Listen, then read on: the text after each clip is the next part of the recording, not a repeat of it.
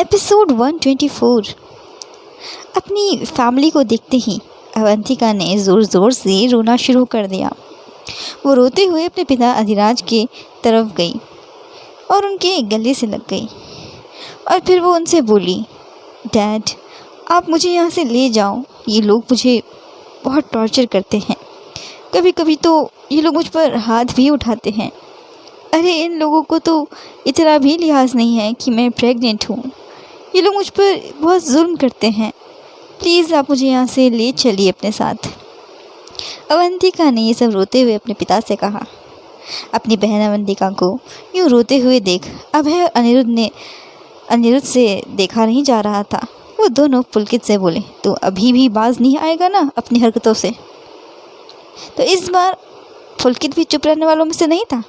पुलकित ने भी उन दोनों की ही आंखों में आंखें डालते हुए बिना डरे कहा, ना मैंने अब कुछ गलत किया था और ना मैंने अब कुछ गलत किया है आपकी बहन के साथ।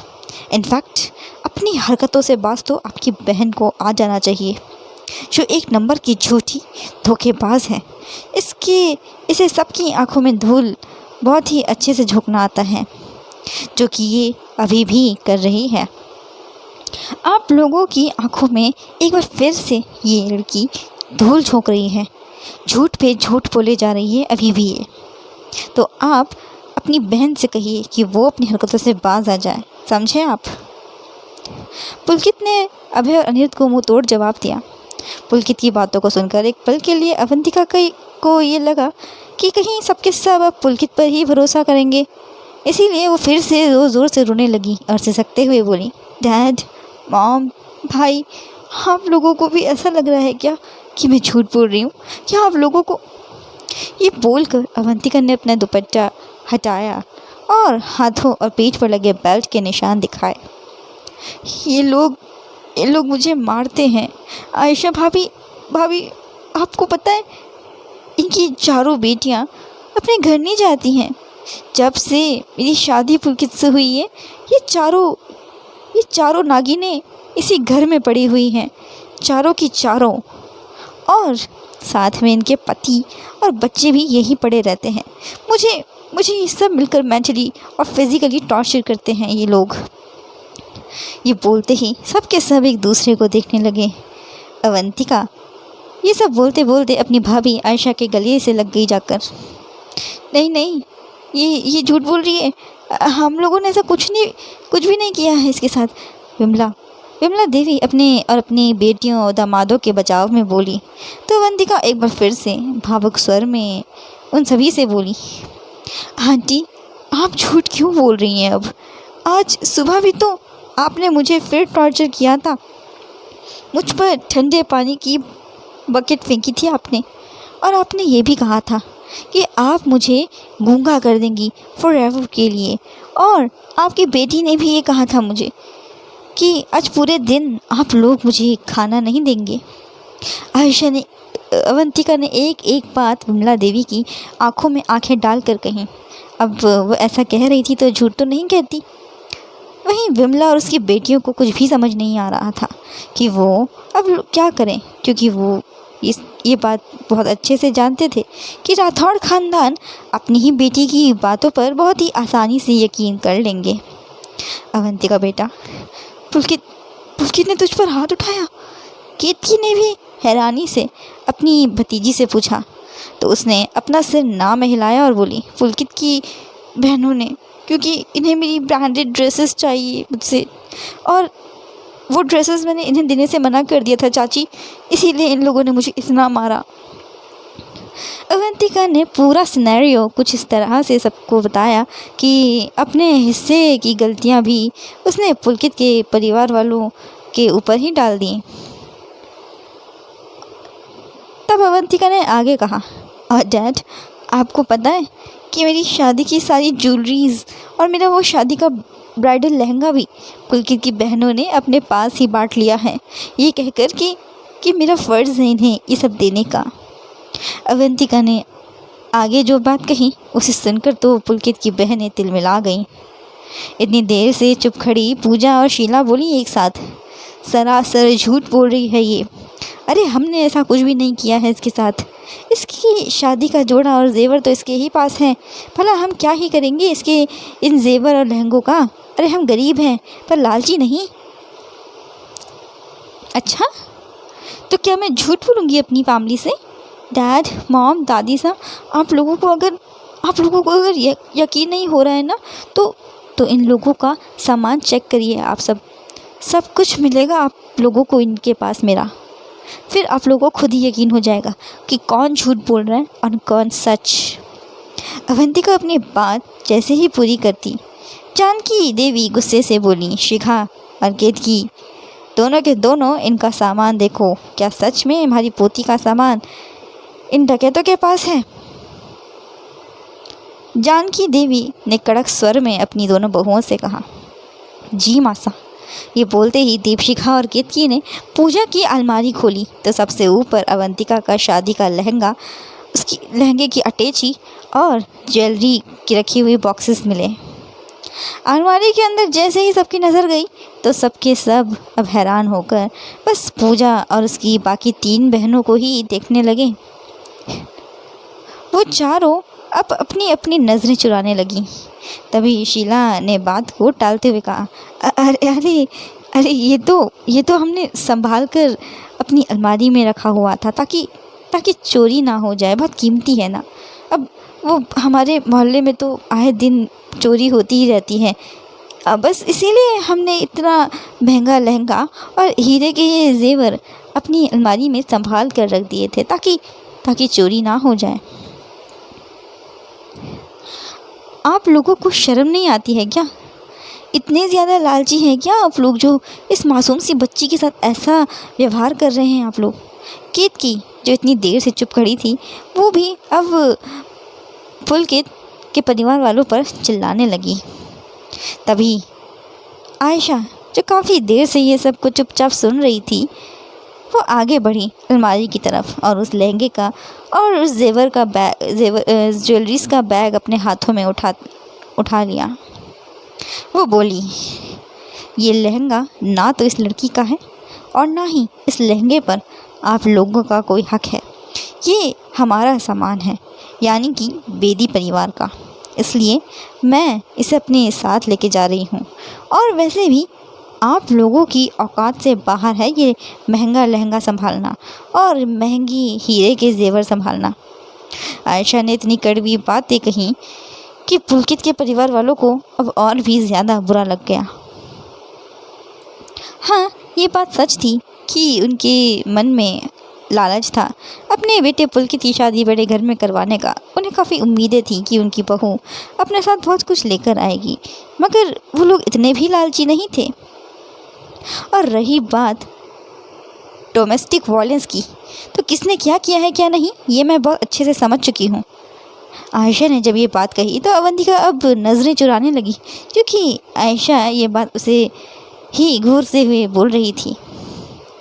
आयशा जी, आपकी ननद ने मेरी माँ पर हाथ उठाया है।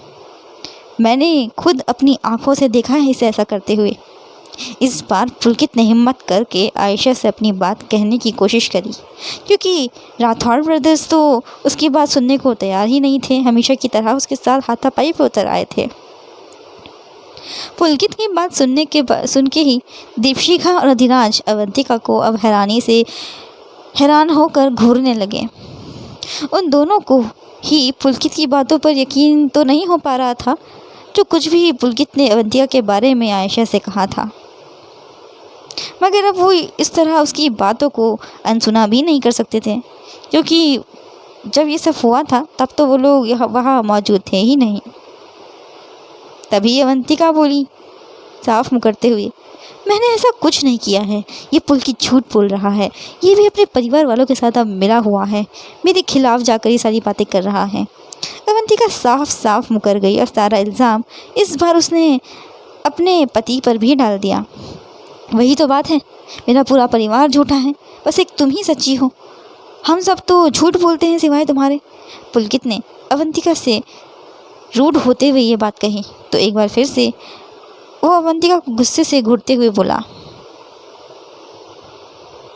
तभी अधिराज बोला, देखिए अगर मेरी बेटी ने ऐसा कुछ किया है तो इसे माफ़ कर दीजिए बच्ची समझकर। ये आगे से ऐसा कुछ नहीं करेगी, ये मेरा वादा है आप लोगों से। अधिराज अपने हाथ जोड़कर उन सभी से बोला। उसे पूरा यकीन था कि अवंतिका ऐसा कुछ कर सकती है गुस्से में आकर, और वो उसकी इस हरकत से काफ़ी ज़्यादा अब शर्मिंदा भी था, क्योंकि उसे ये उम्मीद नहीं थी कि उसकी बेटी अपने ससुराल वालों के साथ भी ये हरकतें करना शुरू कर देगी।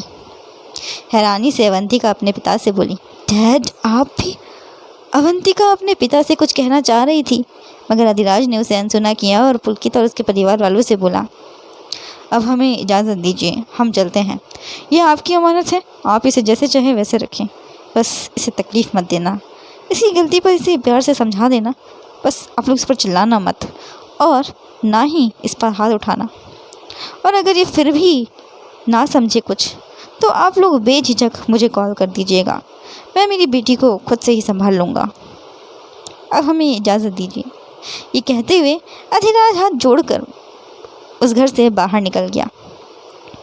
फिर अधिराज और दीपशिखा और बाकी सब वहाँ से चले गए। अवंतिका भी उनके पीछे पीछे भागी और अपने भाइयों से बोली, क्या आप दोनों भी डैड का ही साथ देंगे?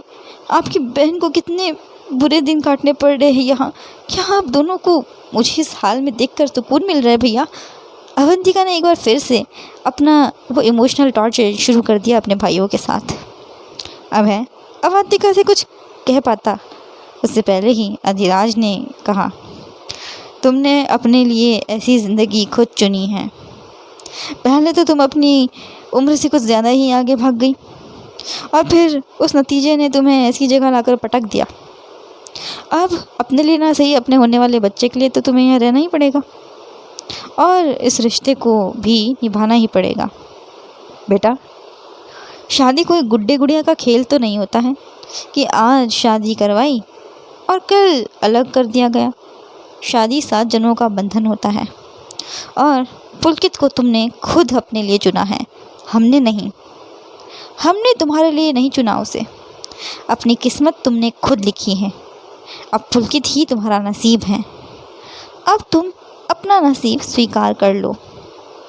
अपने ससुराल वालों पर झूठे आरोप लगाने से बेहतर होगा तुम्हारे लिए that you accept your fate. Got it? Adhiraj ने बड़े ही कड़क स्वर में अपनी बेटी से आज ये बातें कहीं। अपने पिता की ऐसी बातें सुनकर आज अवंतिका को ज़िंदगी में पहली बार बुरा लगा, बहुत बुरा लगा। उसे लगा था कि उसके आंसुओं से उसके पिता पिघल जाएंगे और उसे अपने साथ वापस घर ले जाएंगे, मगर असल में तो उसका सारा का सारा खेल आज उल्टा ही पड़ गया, जिसमें उसके भाई भी उसके लिए चाहकर भी कुछ नहीं कर पा रहे थे। वो बस आंखों में आंसू लिए चुपचाप अपने पिता की बातों को सुन रही थी। अवंतिका, बेटा तुझे थोड़ा सा एडजस्ट करना ही पड़ेगा, अब यही तेरा घर है। हाँ, वो बात अलग है अगर तू पुलकित से कहकर उसे किसी दूसरे फ्लैट में शिफ्ट होने को कहेगी तो शायद तेरे पुराने ठाट बाट वापस आ जाए। बस तुझे उसे कन्विंस करना होगा। केतकी ने अवंतिका को सुझाव दिया तो अवंतिका के दिमाग में कुछ शैतानी घूमने लगी। वो चुपचाप बस अपनी चाची के सुझाव को सुन रही थी। अपनी चाची का ये सुझाव सुनकर अभय और अनिरुद्ध ने भी सहमति जताई, मगर अवंतिका चिढ़ते हुए इस बार बोली, क्या आप लोग मुझे एक फ़्लैट नहीं दे सकते? क्योंकि पुलकित खुद से फ़्लैट लेने के लिए राज़ी होगा नहीं, और फिर आप लोगों ने मुझे कोई दहेज भी नहीं दिया है, तो इसलिए आप लोग ही मुझे एक बड़ा सा लग्जूरियस फ्लैट गिफ्ट कर दीजिए। इसी तरह मैं और पुलकित खुश रह पाएंगे। बड़ी ही बेशर्मी के साथ अवंतिका ने सामने से अपने घर वालों से ये डिमांड रखी। अवंतिका की यह बात सुनकर अब सब के सब हैरान हो गए। तभी अनिरुद्ध बोला, ठीक है, हम तुझे यहीं दिल्ली में एक लग्जूरियस फ्लैट गिफ्ट कर देते हैं। तेरे भाइयों के होते हुए तुझे कोई तकलीफ़ कभी छू भी नहीं सकती। अनिरुद्ध अवंतिका के सिर को सहलाते हुए, प्यार से सहलाते हुए उससे बोला। उसके इतना कहते ही अवंतिका खुशी से झूम उठी और अपने दोनों भाइयों के गले से जा लगी। थैंक यू भैया, मैं जानती थी कि सिर्फ आप और अभय भैया ही हैं जो मुझे इतना सारा प्यार करते हैं, मेरी इतनी परवाह करते हैं, जो मेरी आँखों में एक भी आंसू नहीं देख सकते, अपनी बहन को दर्द में नहीं देख सकते। अवंतिका अपने भाइयों से बोली ये बात और एक बार फिर से वो उन दोनों के गले से लग गई। आयशा जो अपने हाथ में लिए लहंगे की अटैची को खींचकर गाड़ी की तरफ ले जाने लगी तो अधिराज ने अभय को ताना मारा, बहन के लिए फ़र्ज़ पूरा हो गया हो अगर तो अपनी बीवी के लिए भी फ़र्ज़ और ड्यूटी निभा ले।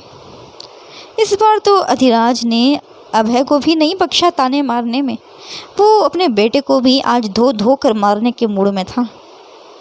तभी अभय की नज़र आयशा पर पड़ी जो अपनी अटैची को खींच कर लेके जा रही थी गाड़ी तक। अभय ने एक बार फिर से अवंतिका को अपने गले से लगाया और फिर वो आयशा के पीछे पीछे चला गया। रात काफ़ी हो चुकी थी, इसलिए राठौर फैमिली अधिराज के दिल्ली वाले फ्लैट में स्टे करने का उन लोगों ने प्लान किया। फ्लैट के मेन डोर पर पहुंचते ही सबकी आंखें फटी की फटी रह गईं, क्योंकि उस फ्लैट के मेन एंट्रेंस के डोर पर एक नेम प्लेट लगी हुई थी जिसमें लिखा हुआ था बड़े बड़े अल्फ़ाबेट्स में दीपराज। दीपशिखा अपनी सास की आंखों को पढ़ चुकी थी। वो तिरछी मुस्कान हंसते हुए अपनी सास से बोली, कुछ ही महीनों पहले अधिराज ने ये फ्लैट लिया है। ये हमारा प्राइवेट फ्लैट है जहाँ हम दोनों अक्सर अपना टाइम स्पेंड करने आते हैं, कपल टाइम।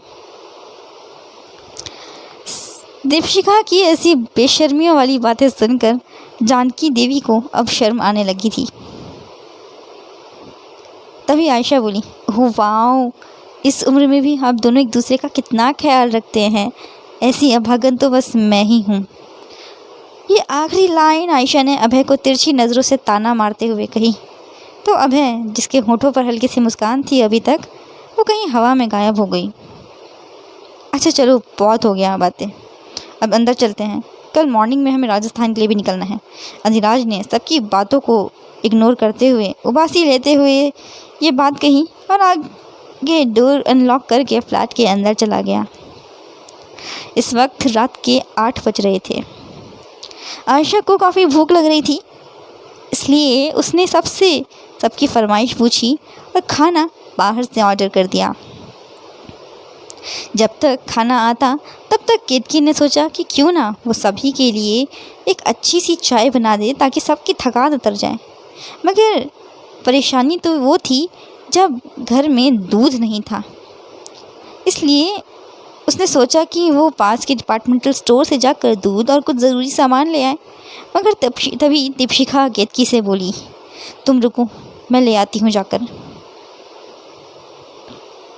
दीपशिखा अपनी जगह से जैसे ही उठकर जा रही थी तभी अधिराज ने कहा, आयशा जा बेटा, तू भी चली जा इसके साथ, क्योंकि ये दूध लेने के बहाने और कुछ भी लेके ज़रूर आएगी, जिसमें 2 लोगों की ज़रूरत लगती ही है, इसलिए मैं तुझे इसके साथ एडवांस में ही भेज रहा हूँ।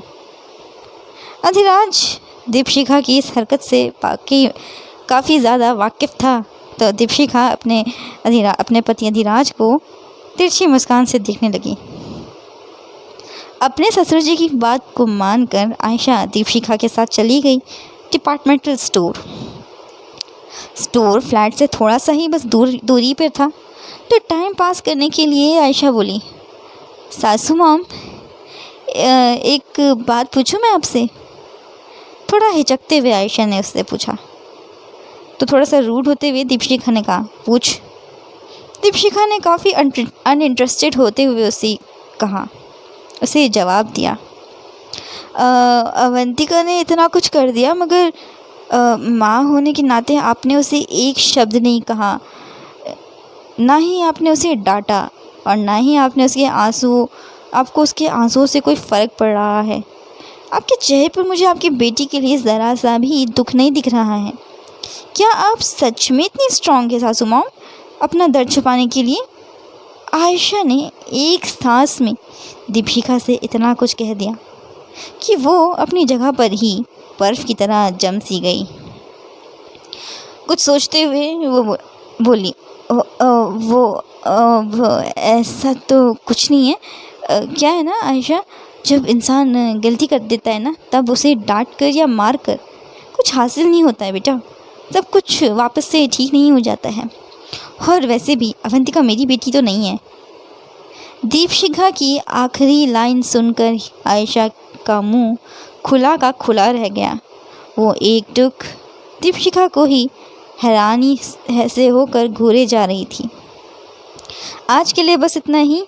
वीडियो अच्छी